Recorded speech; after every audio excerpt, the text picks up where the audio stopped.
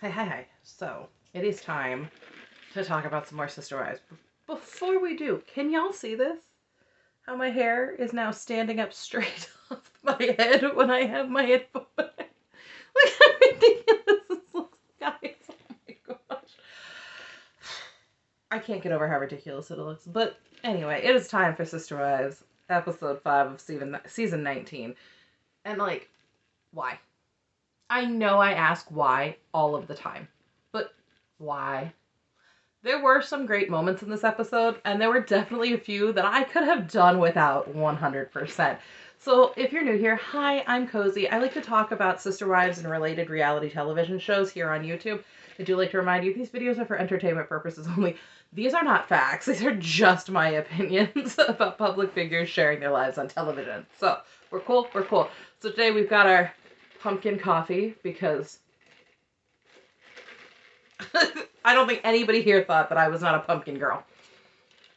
And I'm going to warn you, we are going out of order for today. So normally when I do these reviews, right, I generally like to go blow by blow by blow, right? I try to keep it in the order that it was aired so that it's easier for you guys, and also so that those of you who aren't watching and are just listening to reviews don't feel like you've missed something. But the way that they split this one up is not conducive to the flow of a review. We've got Gabe starting to talk to his mom, and then Mary's whole storyline in the middle of it, and then we close out with more of Gabe, and then of course Robin. But it felt weird. It felt mixed up. So what we're going to do is we're going to take, this one is going to be Mykelti and Meri, and then the next episode we'll talk about, or the next video, we'll talk about what Gabe had to say. Because otherwise, it just feels chopped up, awkward, and y'all are not going to get what I'm trying to say. It'll make more sense, I promise. So, we're going to start out with Cody on his way to go and visit Mykelti and the twins. And thank goodness he is going to go visit her. Because as the mom of twins, I can tell you, when they're teeny tiny, especially if you have another child. Now, mine wasn't a toddler, but still, trying to pack everybody up to travel for hours to see anyone, gosh, going an hour felt like going 500. I would not, no, I wouldn't do it, and I don't blame Mykelti if she put her foot down and said, you need to come here. So, Mykelti's very excited. She wants to have her dad and Robin come in and get their baby snuggles, their newborn snuggles, their cuddles. And she's talking about how, people not just get excited about new babies, but about twins. Twins are really cool. Tony's like, well, yeah, it's extra special. And I get it. I cannot deny that at least once a grocery trip, somebody stops me and says, are they twins? Yes, they are. And people get excited about it. And for me, it's like, yeah, this is just life. I have 2 kids who are the same age. They share a birthday. They're twins. To other people, it's like, I always wanted twins, or I don't see twins that often, or whatever the case might be. And they get excited about it. And it makes you kind of excited. Be like, yeah, you know what? They are twins. Sometimes, though, I won't lie, there have been times where I wanted to be like, no, they're older than each other, and just see what happens. But that's only if people are rude to me to start with. So they shared that it is definitely Cody and Robin's turn to come up. And Cody's like, hey, Robin was here for the birth. She got to snuggle the babies already. She got to help out Tony and Mykelti. I stayed home with the youngest kids. And he says, because they had to go to school and get them there. Now, here's the deal. I'd be like, well, couldn't the older kids get them to school? But then I think about it. It sounds like Cody and Robin drive them to school every day. So maybe there is not a bus situation to where they live currently. I don't know. Also, I guess I should be pleased that for once they're not making the older kids be parents to the younger kids, and Cody is going to stay behind and parent his children. I suppose I should look at it that way instead of asking those questions. So Mykelti tests Cody out and is like, which baby is this? Which I do all the time. The difference being, you can actually tell who's who between Archer and Ace, because they do not look the same. Robin's like, listen, they're not identical. You can totally tell which one's which. And they do look very different. One's got red hair, one's definitely a little chubbier, one's a little thinner without the red hair. But Avalon, she needs a hug from Robin. And she gets it, but then very obviously refuses to hug Cody. And I noticed that when Tony says, do you want to hug Cody? He doesn't say you don't want to hug Grandpa. He says, do you want to hug Cody? Which seems a little odd to me, but hey, whatever. She does concede to doing the knucks, but that's it. No hugs for Grandpa. But Mykelti's explaining she doesn't see her dad very often, and that's becoming more and more obvious and more clear. It explains why Madison tries to keep her kids away, because Avalon doesn't seem to know who Cody is, and that's the one he'd be seeing the most often. I don't know. I mean, logistically speaking. So Mykelti's sharing that she's so proud to be the mom to these twin boys. So that means she's proud to show them off to her dad. And I can understand that too. Cody asks Cody tells us that Mykelti's in this neutral position in the polarized family. And he's like, I like Tony and I get along well with Mykelti. And he seems to see something very special in her, he says. And don't get me wrong, but I feel like it's not always been the case that he liked Tony. Like, I feel like maybe I am misremembering. Maybe, go back, tell me if I'm misremembering, because I haven't gotten to that in my rewatch, and we won't get there till after season 19 anyway, though I need to make husband watch it, because, you know. But I don't feel like he always liked Tony, and he did not always seem to take such a shine to Mykelti. And I wonder if it's because she has that super special relationship with Robin and no one else does, if maybe that's why their relationship is doing better. Couldn't say for sure. Robin, of course, says that Mykelti sees there's two sides and knows more of the truth. And at that point, my husband paused and was like, that is crap. I mean, I also disagree with Robin. I read Mykelti as someone who desperately wants her family back together. She wants it to be whole and is willing to play both sides of the field to get that if that's what it takes. Cody shares that he has this idea, but he needs to clear it with Robin first. And he thinks they should buy a big house and move Tony and Mykelti in so that they can help take care of the babies. And he dreams of this giant house, he says, where everyone can come and stay, all at the same time if they'd like. And he complains that it's hard to come to the house that they have now. All the rooms are filled. They'd have to move a kid. Tony, Mykelti, and the kids would all have to be in the same room. Your closet is bigger than the one that Robin slept in at their house. Just saying. Secondarily, it is so much easier for you to go to them than it is for them to come to you. And so he says that there's a house that he and Robin have been looking at. That would have been fun to buy and have the kids move in with them. I paused it at just the right time to see Robin make that pursed lip face that she makes. She made the same one about the big house idea of the past. You know, the one that we're all supposed to pretend she was on board with, but Christine, didn't want to live in the big house. Robin was always 100. Right, got it. Mykelti fake coughs, no way in hell. Which, I don't blame her. She has a life, she has her kids, and she tells him, y'all can buy a big house and we will come visit you. And Robin agrees they need their own life, but I think it's more that she doesn't want a giant house with anyone in it. But I mean, if you truly believed that you're going to be together for all eternity on one planet in the afterlife, would you not want to, like, test that theory out before you get to eternity? Just a thought. Cody reminds us that he always wanted the big family experience. And I'm going to do it this way, because that seems to be like a TM thing at this point. Big family experience. You know, he's always talking about it. He had a wonderful experience with his own family, he says. And I can't help but remember the only wife to have kids with Wynn was Cody's mother. No one else had kids with him. And Wynn's kids that stuck around as adults did so to work the ranch, work the land they wanted to continue to own as a family, as a working ranch, not just to come live with Dad, which is basically what Cody is asking for them to do. And I get wanting to be around your family. I get that. But you don't have to share one giant house to do that. Y'all can just live close to each other. And he still has this dream of the big house, but it would be an awfully empty house at this point. He gets a little choked up, saying that he wants it to be big enough everyone could come back, and at the same time if they wanted. But Robin says that when Cody's not doing his anger stuff and is more vulnerable, she can tell he misses the big family experience. We're going to do from now on. I'm not going to go in too deep on the next piece of information that we get. Leaving it there. Mykelti says she's not having postpartum depression because she's eating her placenta.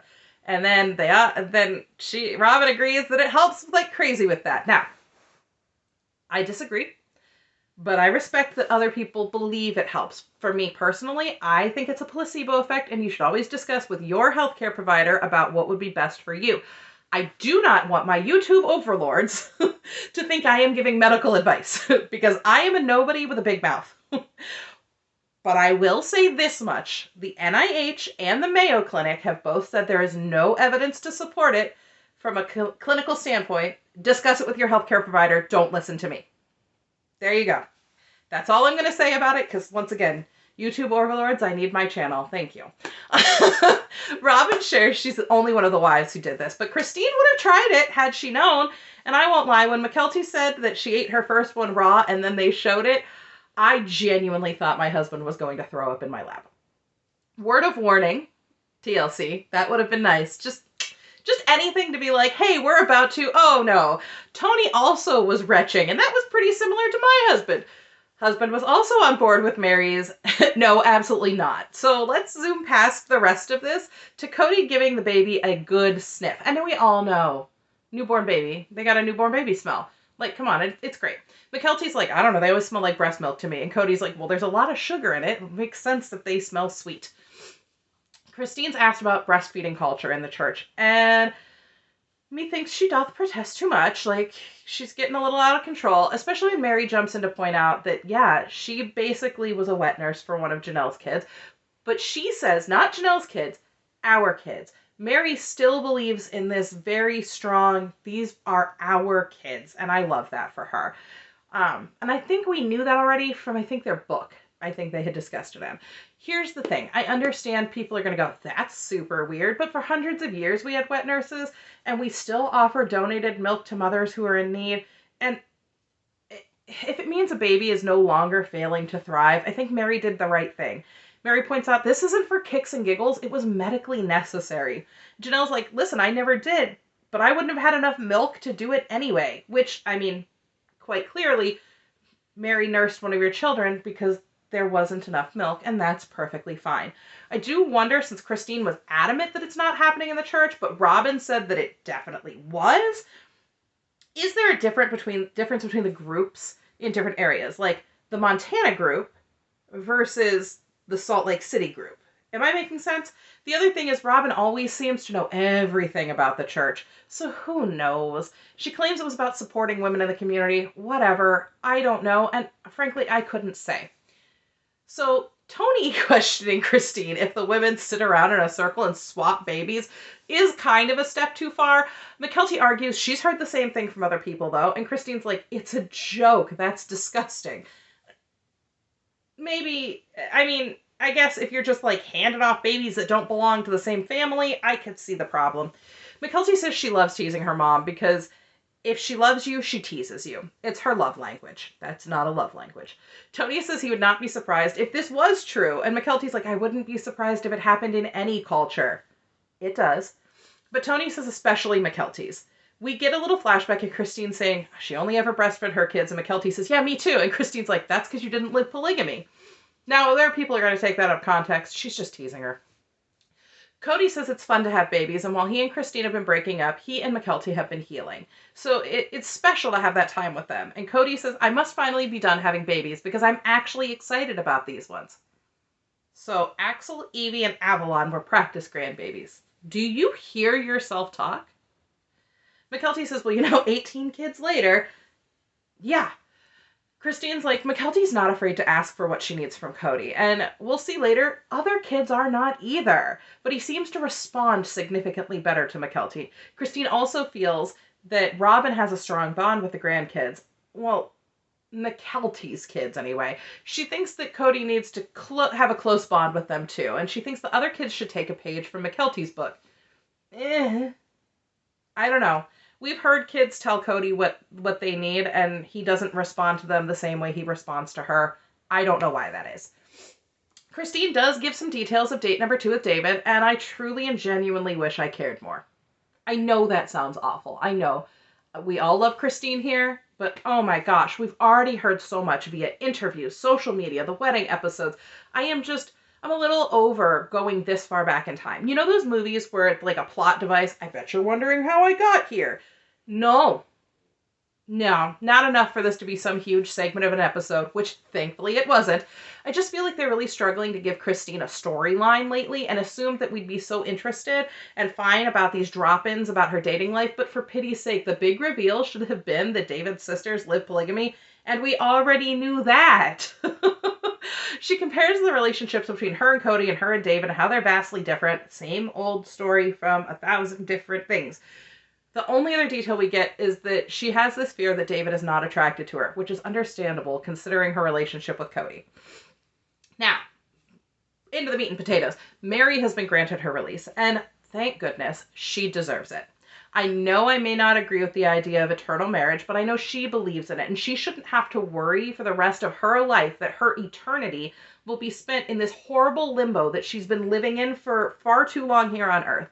We get flashbacks to Cody offering Meri something else, but not the relationship she desires. She points out that she felt like she was being pushed to be the bad guy and leave, and she felt Cody wanted to be able to be like, my hands are clean, I stuck around, which made her move forward with the release and terminate it through their old church. She let him know when she started the process, which seems polite, and gave him the chance to have input, also polite, but he never responded. And she went to Utah and the release was granted. It was hard, she said it was heartbreaking, but this is not what she wanted to do ever. This is not how she saw her life going. And we know she said that several times. She brings up the legal divorce back in 2014 so that he could adopt Robin's kids. And we see the flashback of Meri being super distressed while signing papers. You guys know what I'm talking about, where she is just sobbing, signing the divorce papers, searching for tissues. It is tough. And even though it was supposed to be a paperwork shuffle, I personally think she saw the writing on the wall back then. She brings up the intention of eternal marriage. In other words, going into it with the idea that this is forever. And then says that with this release, there's nothing binding them together for eternity anymore. She says in no way, shape, or form are they married any longer. And Cody says he was with Robin in the car when he got a call from the church leader that they'd given Meri the release. And apparently there were things said that Cody didn't want to share because it upset him. I bet there were. Meri says that it was on the grounds of abandonment, and she knows that Cody hates that word because he doesn't think he abandoned her, but that's how Meri feels. And so apparently did the church leadership. Part of me wonders if Christine was given a release in absentia based on what Meri had said or based upon the show, and that's what made him angry. Like, that's my theory right now. But if he ever did want another wife through that church, he ain't getting one now. Not this way. Cody argues that it's all Robin's fault that he abandoned Meri. Wait. No, that's way too simple of an explanation for Cody. Let me think for a second. No, it's Robin's fault. He kept trying with Meri because he felt that, Robin felt like if you just wait on God, things are going to change. And he took that advice. But as time went on, he realized it's just never going to work. And he sort of apologized to Meri, saying he was sorry and he wished he figured it out sooner. And this is awful, because with everyone else gone, it feels like Cody started to shift that blame increment by increment to Robin, even if it is very subtle. Oh, Robin said, I followed her advice. He doesn't outright blame her, but he's planting these little seeds, and I don't like it. I don't like it at all. Meri says she's going to pull down all the pictures of her and Cody. She doesn't need them anymore. This has been her whole adult life. They have been together since she was 19, and she's like 33 years. I think it was 23. For the last 10, she's really been making her own life, but it's not my life, and I can't tell her how to feel, and I can't tell her how to math. Robin claims that Cody's been emotional about the split with Meri, crying and saying he wished it didn't have to be this way. And if he jumps on and immediately contradicts her, saying, I'm relieved it's done. It's sad, it's heartbreaking, but I'm glad. It's over, I'm relieved. He points out that he had moved on a long time ago, contradicting his earlier point about not realizing it soon enough, and he claims that he was afraid of what Meri would do if he ripped that Band-Aid off. Okay, it looks like she would get a release, stop coming around, and move on. Sorry, Cody, I'm not going to believe this whole thing that you have going on, that she's so dangerous, that if you told her the truth, that it would blow up in some fashion. He goes on to say she's never been loyal to him. Fidelis necklace. Huh? Which, by the way, is still available for purchase on my sister wife's closet. And one of the photos appears to be Meri wearing it. It's $95. I totally Googled it and found it. So he admits that he was worried about his reputation, because when you get divorced, your reputation is trash. So he wasn't afraid of what she'd actually do. He was just afraid of what she would say. Fortunately for him, he says enough for everybody, so I guess we're good. Meri is saddened by Cody's narrative, which she perceives as having changed over the years. Yep, I would agree. She says the things he says about her to other people just are not true.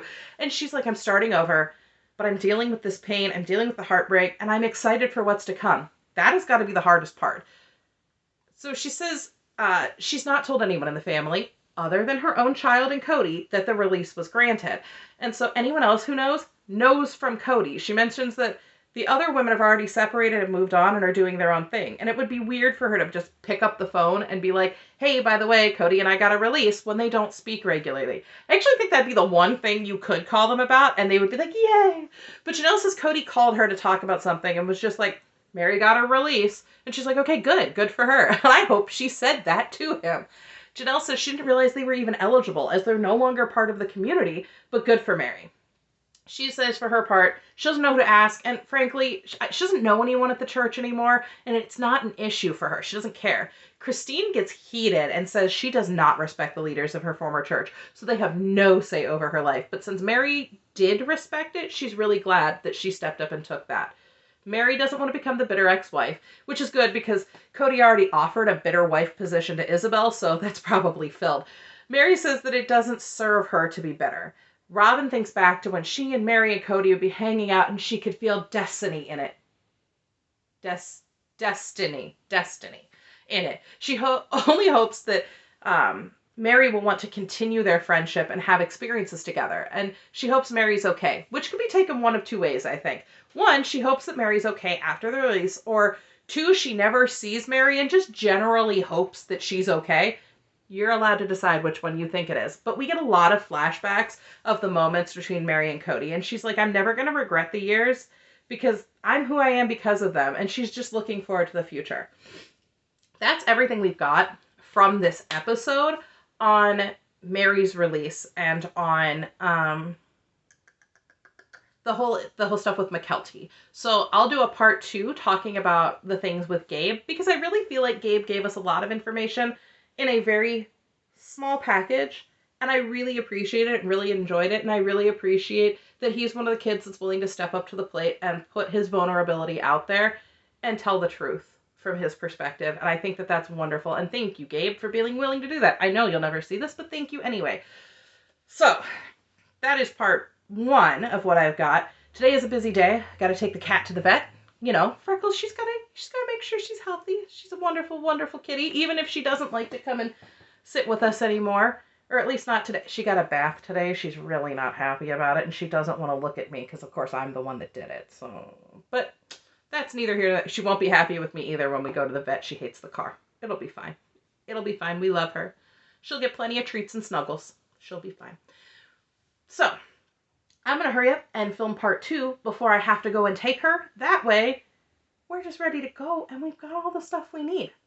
If you guys will meet me back here for part 2, I will look forward to seeing you in the comments of this video, the next video, or any future videos. I hope you have a wonderful day. Bye.